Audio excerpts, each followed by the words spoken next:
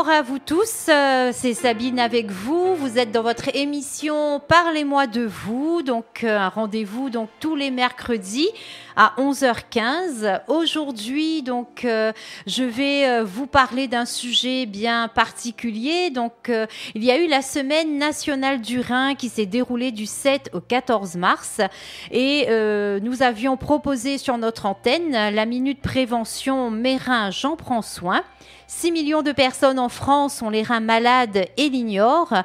Aujourd'hui, je reçois Annick qui vient nous parler d'une expérience qu'elle vit en lien avec le don d'un organe, en l'occurrence le rein. Donc, on avait programmé cette émission déjà depuis un bout de temps, mais le confinement a fait qu'on n'a pas pu donc le faire. Et aujourd'hui, même si nous sommes confinés, Annick est avec nous par Skype.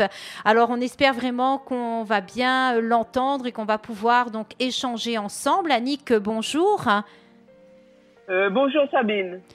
Tout d'abord, je veux remercier notre Seigneur Jésus parce que c'est lui qui me permet d'être là.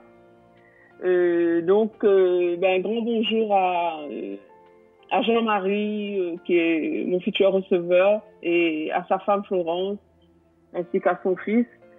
Je fais aussi un coucou à mes pasteurs, pasteur Rennes et pasteur Georges de l'église Flamme de Vie, à mes frères et sœurs. Un grand coucou à ma famille, aussi à toutes les personnes qui nous soutiennent dans cette grande aventure humaine, à tous les professionnels. Voilà, donc Annick, on va faire davantage connaissance avec elle ce matin. Donc elle vient aujourd'hui pour nous parler d'elle avant d'entrer dans le vif du sujet. Donc tu vis dans le sud de l'île, Annick, c'est ça?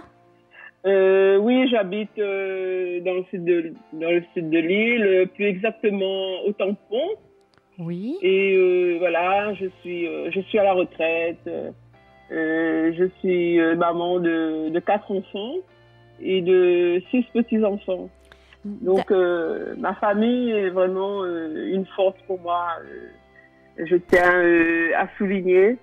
Et voilà, sinon, j'ai toujours travaillé dans le social. Et vraiment, le social, c'est quelque chose qui m'a permis au fil du temps, de me façonner, de découvrir comment l'être humain fonctionne, et c'est vraiment, ça m'a vraiment, mon métier m'a vraiment comblé à ce niveau-là, quoi. D'accord. Donc aujourd'hui, justement, tu vas nous parler de l'autre volet de ta vie. Donc tu as grandi dans un foyer qui croyait en Dieu. Mais lorsqu'on s'est rencontrés pour la première fois, tu m'as dit que personnellement, tu croyais en Dieu, mais tu ne connaissais pas Jésus-Christ. Et comme tout le monde, tu as eu ton lot de problèmes. Et c'est au milieu donc de tes difficultés que tu vas entendre parler de Jésus. Et est-ce que tu veux nous dire ce qui s'est passé pour toi? Comment s'est fait cette transformation dans ton cœur quand tu as entendu parler de Jésus? En fait, oui, je suis issue d'une famille qui croit en Dieu, mais disons que Dieu, on peut connaître quelqu'un, mais c'est pas, je dirais, c'est pas parce qu'on fait une photo à quelqu'un qu'on connaît cette personne. On connaît quelqu'un qu'on vraiment on vit avec, on essaie de comprendre, et surtout qu'on est fidèle à cette personne. Donc, pour Jésus, c'est pareil, hein. C'est au fil du temps que j'ai appris à le connaître. Et voilà, chaque chose en son temps. Mais ça a vraiment changé ma vie, le fait de connaître Jésus, quoi. Voilà. Et... Donc ça fait à peu près, excuse-moi. Ça fait à peu près 4 ans que j'ai vraiment rencontré Jésus. Voilà, donc... Alors, quand tu nous dis que tu as rencontré Jésus, concrètement, ça s'est fait dans quelles circonstances et qu'est-ce qui t'a permis de dire que tu as fait cette rencontre avec lui? Oui. Donc, comme tu disais tout à l'heure, c'est dans les difficultés qu'on rencontre Jésus. Et aussi, dans ma vie, j'ai eu vraiment des moments difficiles. Comme dit Créole, on gagne sac le coup et on comprend pas, ou on gagne encore d'autres sacs le coup et encore plus fort et encore plus fort. Et donc, j'ai rencontré quelqu'un dans un moment où j'étais un peu fatiguée, triste, déprimée, parce que j'avais un souci. Et ce souci-là je dirais que ce souci-là vraiment me pesait. Et donc, j'avais rendu une visite à quelqu'un qui s'appelle Maria, que je salue en ce moment. Et cette personne, donc, s'est rendu compte que j'étais pas bien, en fait. Parce que quand on est chrétien, quand quelqu'un est dans la difficulté, on peut voir, en fait. On peut voir, on peut le ressentir, parce que on a été créé. Dieu nous a créés comme ça. Quand quelqu'un ne va pas bien en face de nous, on doit pouvoir le sentir, quoi.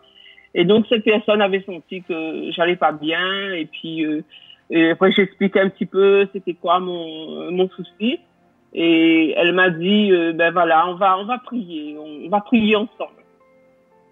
Et donc là, elle a commencé à prier, on a prié ensemble, et puis elle me parlait de Jésus, et puis au fond de moi, je disais, ce Jésus, je le connais, quoi. Je le connais, j'ai déjà entendu parler.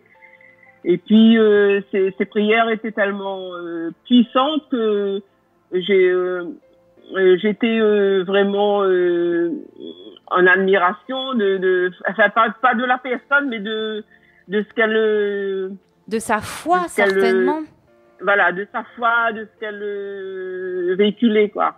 Et donc là, vraiment, ce jour-là, je pense qu'il s'est passé quelque chose. Et j'avais beaucoup pleuré, beaucoup. Et puis en même temps, plus je pleurais, plus je me libérais d'un poids, en fait. D'accord.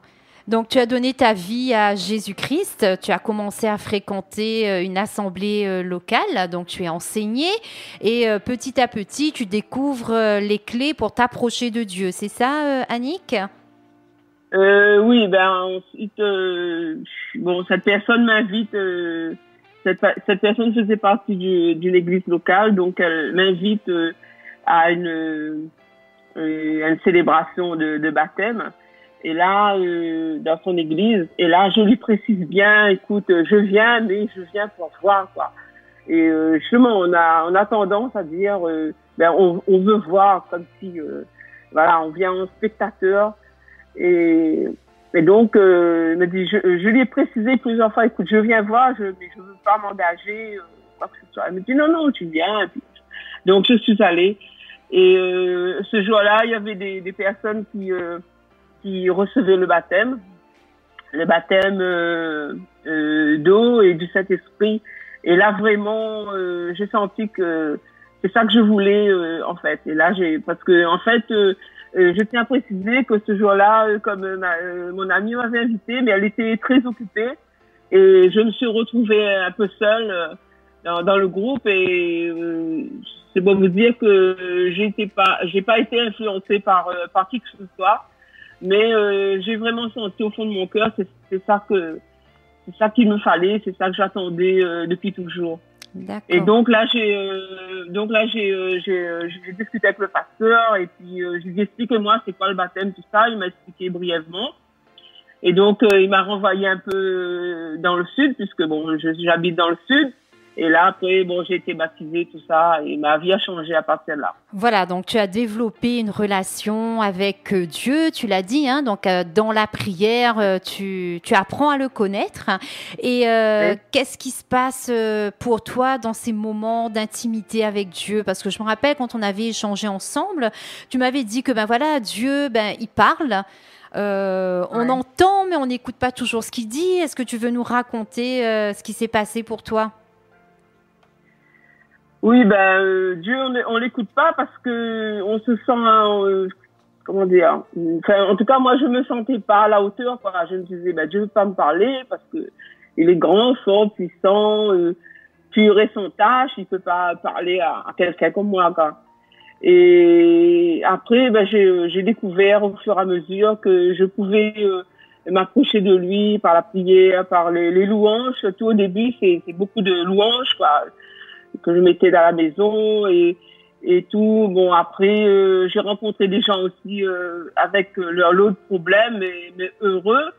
Et donc ça, au fur et à mesure, je pense que j'ai créé une relation vraiment intime avec Jésus. Surtout qu'il m'ait accepté tel que je suis. Parce que je suis pas parfaite et il m'accepte tel que je suis. Et après, au fur et à mesure, il me modèle, et voilà, je me libère de mes casseroles. Et puis voilà, quoi. Voilà, et puis là, ce que tu dis, c'est important. C'est-à-dire que quand on vient à Jésus, il nous accepte tels que nous sommes. Après, plus on va passer du temps dans sa présence, plus on va venir vraiment à ses pieds. Il va nous façonner, il va vraiment faire de nous ce qu'il veut. Et c'est ce qu'on peut appeler aussi la nouvelle naissance, quoi, hein. Dieu nous donne vraiment de nouvelles dispositions et c'est ce qui s'est passé pour toi.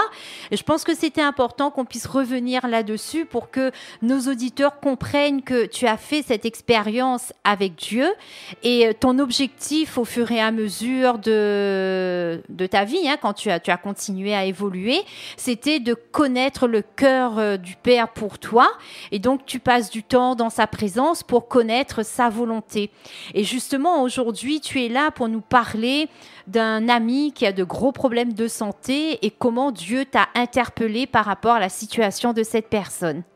Donc déjà, cet ami, c'est qui pour toi? Oui, en fait, quand on rencontre Dieu, on est vraiment conscient que on a été créé pour rentrer dans le plan que Dieu a créé pour nous. Et donc cet ami-là, c'est quelqu'un que je connais depuis très très longtemps. Et enfin moi je l'ai toujours connu dans un état de santé vraiment pas terrible, quoi, je dirais. Mm-hmm. Et à chaque fois qu'il discute avec moi, il me dit Annick, j'ai jamais connu c'est quoi être en bonne santé. Et donc cet ami-là, il vit en métropole. Et donc ils étaient lui et sa famille, ils sont revenus en vacances il y a à peu près 2 ans, 3 ans de ça. Et nous étions sur une réunion sur un repas familial. Et à un moment donné, déjà quand je l'ai revu, je l'ai vu vraiment très très fatigué.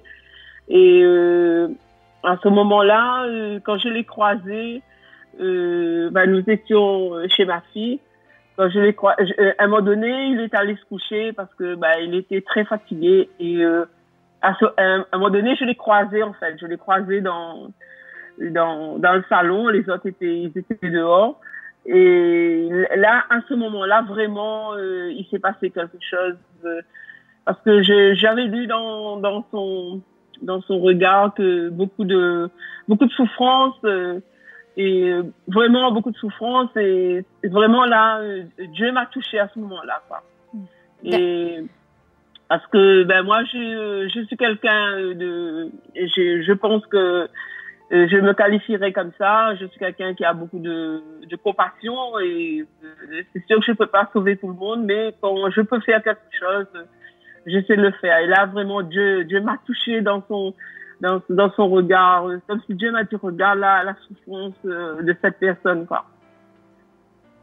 D'accord. Voilà, donc c'est comme ça que cette personne-là donc était en vacances à l'île de la Réunion. Tu le connaissais avant ça, mais sans forcément avoir de lien, de prendre de ses nouvelles. En fin de compte, tu as renoué avec lui quand il est venu en vacances à l'île de la Réunion. Voilà. C'est ça? Voilà. Et donc, quand tu dis que Dieu t'a touché à travers son regard, tu as senti il avait besoin, il était en grande détresse, il avait besoin d'aide. Donc, qu'est-ce qui s'est passé à partir de ce moment-là? Je suppose que cette personne n'est pas restée à La Réunion, elle est repartie en métropole? Non, elle n'est pas restée à La Réunion, donc elle est repartie en métropole avec sa famille. Et de retour en métropole, là... il était hospitalisé et puis voilà, après il y avait la dialyse, tout ça, parce que bon, la dialyse c'est un remède intermédiaire, je dirais. C'est pas la solution, mais c'est une solution pour les personnes en attente d'un rein, quoi. D'accord. Donc, là, avant, moi, vraiment, Marie-Annick, parce que là, tu nous parles de dialyse, mais tu nous as pas dit en réalité de quoi souffrait ton ami. Rapidement, c'était quoi son problème de santé? En fait, il souffre d'insuffisance rénale. Et après, bon, il est diabétique. Et puis, bon, ça entraîne d'autres problèmes. Et pour les gens qui ne savent pas, le rein, dans notre corps, c'est un filtre. C'est un filtre qui permet d'éliminer tous les déchets. Et quand les reins ne fonctionnent pas, ça cause énormément de problèmes. Voilà, donc ton ami, à ce moment-là, lui, il se retrouve, il dialyse et il est en attente d'un don du rein, c'est ça, pour une greffe? Ouais. D'accord. Il attend d'un don de rein. Donc là, à ce moment-là, il est sur une liste d'attente. Et donc, la liste d'attente est très longue. Et en fait, on est comme un numéro sur une liste, mais est-ce qu'on est en 10e position ou bien 3000e position, on ne sait pas. Donc c'est l'attente pour ces personnes-là, parce qu'il y a pas suffisamment de donneurs par rapport aux besoins, par rapport à la demande, quoi. Et donc, l'attente est très longue et des fois, une personne peut mourir avant d'avoir un rein, quoi. Ça, c'est vraiment dommage, quoi. Oui, c'est sûr. Et donc, quand tu as cette information-là, tu sais que cette personne est en attente d'une greffe, la question du don d'organes t'interpelle. Qu'est-ce qui se passe chez toi? Ce qui se passe chez moi, il s'est passé comme si c'est comme si Dieu m'a parlé, m'a dit prends soin de cette personne, fais quelque chose pour cette personne, quoi. Et là vraiment je m'intéresse à cette personne parce qu'à la base c'est des amis à ma fille que j'ai après bon on est amis tout ça, mais bon moi je suis d'un âge plus avancé, voilà. Mais donc là, je prenais ces nouvelles régulièrement avec ma fille. Tout le temps, je lui demandais de mes nouvelles. Comment va Jean-Marie? Comment va Jean-Marie? Qu'est-ce que Florence t'a dit? Florence, c'est sa femme. Et là, vraiment, et là, je sentais que vraiment, Dieu me demandait de prendre soin de lui, en fait. Parce que Dieu nous demande de prendre soin de quelqu'un toujours parce que c'est ses enfants. Il veut pas que les enfants souffrent. Et donc, quand on est un peu plus en santé, donc on doit aider l'autre. Bien sûr. Donc, moi, ce que je vous propose, c'est de faire une pause musicale avec ce titre de Dan Huiten, Combien Dieu est grand, avant de retrouver Marie-Annick pour la suite donc, de cette aventure avec Jean-Marie et Annick, quoi, et la famille. On se retrouve tout de suite après.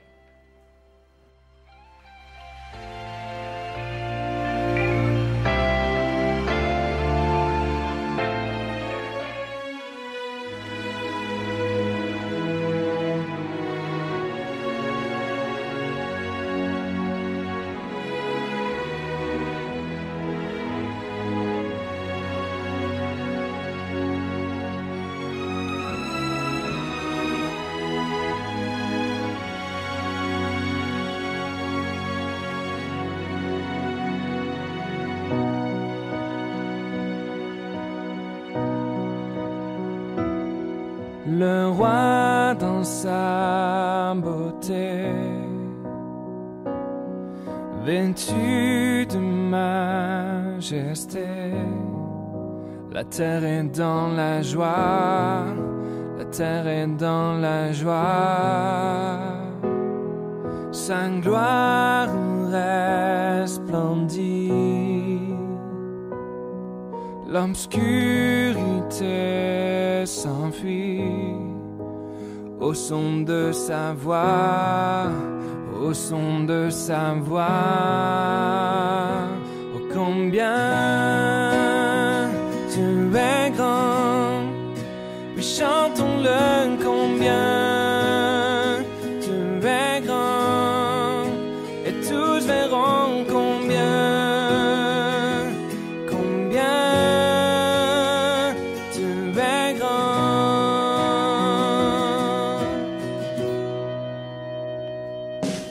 car d'âge en âge il vit.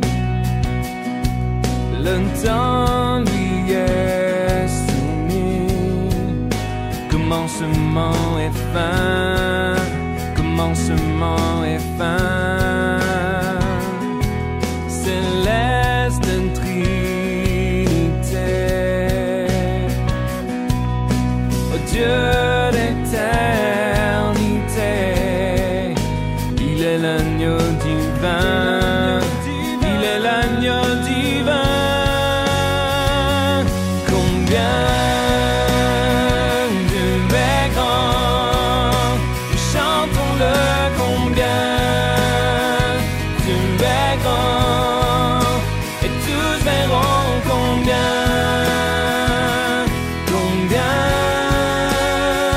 Dieu est grand.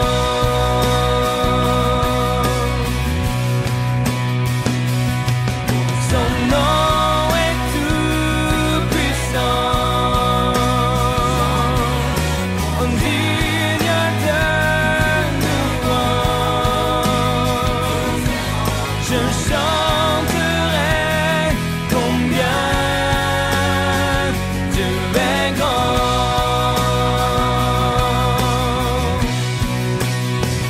Oh, son nom est tout puissant,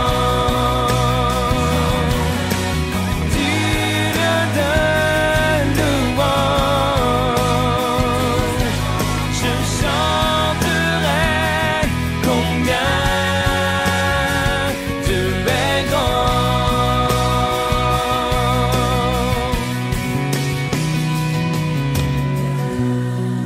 Oh, oui, Dieu est grand. Oui, tous verront, oui, tous verront combien Dieu est grand. Combien, oui, chantons-le, combien Dieu est grand, et tous verront combien Dieu est grand.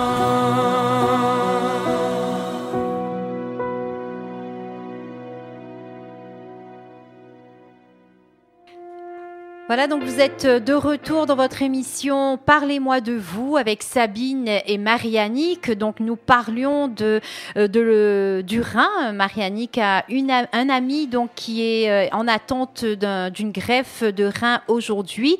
Et elle nous raconte comment Dieu l'a parlé par rapport à cet ami, par rapport au don d'organes. Donc Marie-Annick, ce qui est important là pour nous aujourd'hui, c'est de comprendre quand tu dis que Dieu t'a parlé, qu'est-ce qui s'est passé? Qu'est-ce que tu as fait pour être convaincu que Dieu te conduisait dans cette voie? En fait, la situation de cette personne était toujours dans mes pensées, en fait. Et nous avons l'habitude de prier en famille, et donc on priait pour lui, on priait beaucoup pour lui.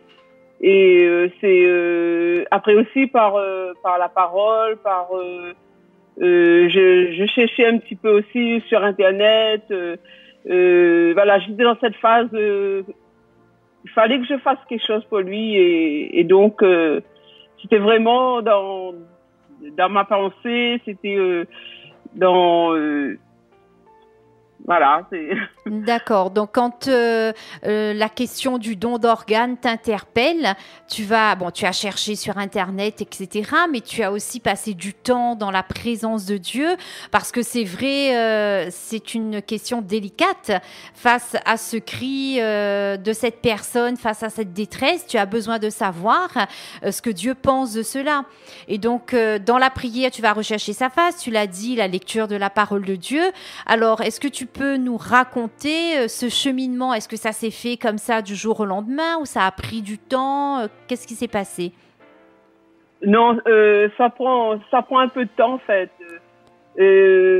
Parce que là, vraiment, il faut quand on a ce genre de pensée, que ce soit pour ce genre de projet ou autre, il faut vraiment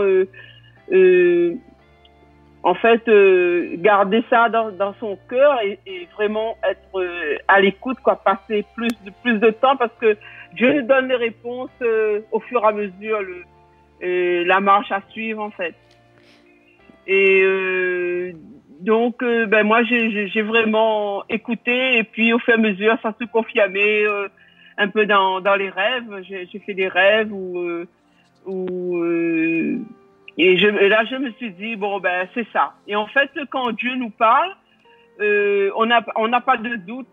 On n'a pas de doute parce que on se pose pas de questions. Moi je me suis jamais posé de questions. Est-ce que pourquoi je fais ça? Est-ce que quelqu'un d'autre peut pas le faire? J'ai senti que c'était moi qui devais le faire, et puis après c'est tout. Et Dieu ouvre les portes en fait. D'accord. Et donc c'est important. Quand tu dis que Dieu révèle au fur et à mesure, ça veut dire que, enfin, on va prendre un exemple, hein, quand on a une voiture dans l'obscurité, si on veut aller plus loin, on doit allumer nos feux, mais quand on allume nos feux, on va voir une distance, celle qui s'éclaire devant nous. Mais si on veut voir plus loin, il nous faut avancer.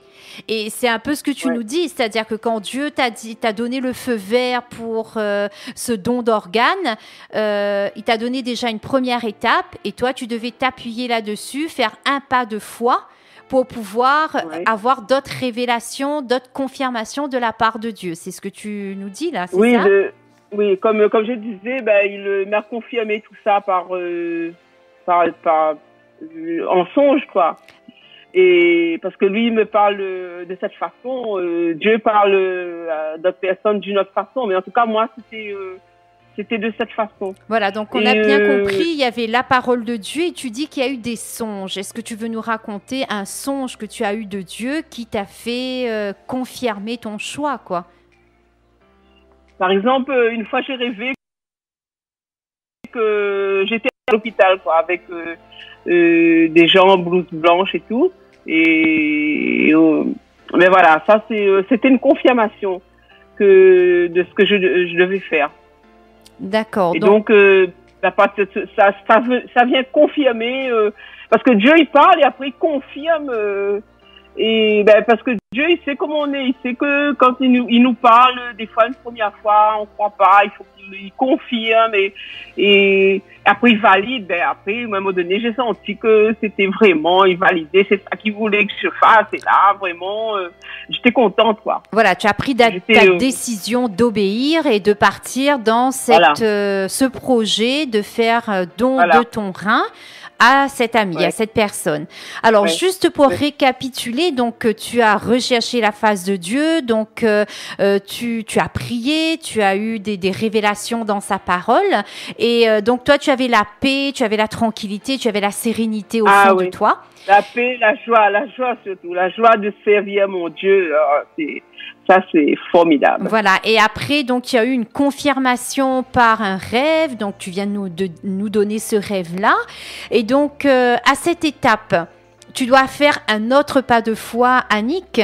Est-ce que tu peux nous raconter quel a été l'autre pas de foi que tu as dû faire pour pouvoir te lancer dans ce programme? Alors, l'autre pas de foi, c'était d'appeler le centre de greffe Saint-Denis. Oui. Et donc, j'ai parlé de mon envie, de mon projet à un médecin. Donc, voilà, il m'a expliqué, il m'a dit que c'était vraiment une belle action. Et ben voilà, il m'a donné toutes les informations, et ben ça venait encore confirmer là vraiment. Et plus j'avançais, plus j'étais contente, quoi, parce que c'est comme si vous avez un parcours à faire, et puis au fur et à mesure vous avancez, et ben voilà, quoi. D'accord, donc cet échange avec les professionnels de santé, avec ce centre de greffe, vient de confirmer ta décision de donner un de tes reins. Et qu'est-ce qui se passe? Parce que quand tu as cette information de l'hôpital, apparemment tu as un deuxième feu vert, Dieu t'a déjà donné un feu vert, tu as un deuxième feu vert dans le monde physique, tu as besoin aussi d'en parler avec ta famille, puisqu'il n'y a aucun lien entre toi et cet ami. Alors, quelle est cette étape-là? Ben, j'en ai parlé à mes enfants et ben, disons elles n'ont pas été trop étonnées parce que elles savent comment je fonctionne et un petit peu le cœur que j'ai pour les autres. Mais jamais mes enfants ne m'ont dit maman, pourquoi tu fais ça, fais attention à tes reins, tout ça, jamais. Mais elles ont été surpris. Ben oui, c'est surpris parce que moi ça faisait un moment que je gardais ça dans mon cœur. C'est parce que au départ il faut que ce soit vraiment une affaire en Dieu et vous, quoi. Et quand vous avez ce genre de choses, il faut pas trop en parler, il faut vraiment garder ça dans son cœur. Et après quand vous passez à l'autre étape, donc là, j'en ai parlé à mes enfants parce que j'ai besoin de leur soutien, du soutien de mes amis, de mes enfants, surtout pour continuer cette aventure. Voilà, donc en tout cas, c'est très intéressant ce que tu nous dis. Le temps passe aussi. Donc, moi, je propose qu'on se retrouve dans 15 jours pour la suite de cette émission. Et juste rappeler, parce que c'est important ce que tu nous as dit aujourd'hui, Marie-Annick, lorsqu'on a une décision importante à prendre, de venir au pied de Jésus, de venir au pied de Dieu dans la prière pour rechercher sa face. Donc ça, c'est une première étape, c'est essentiel, c'est primordial. Ensuite, quand il nous parle à travers sa parole, il faut faire des pas de foi et il vient confirmer. Et donc ça, c'est des choses très importantes qu'on doit vraiment suivre quand on doit prendre une décision.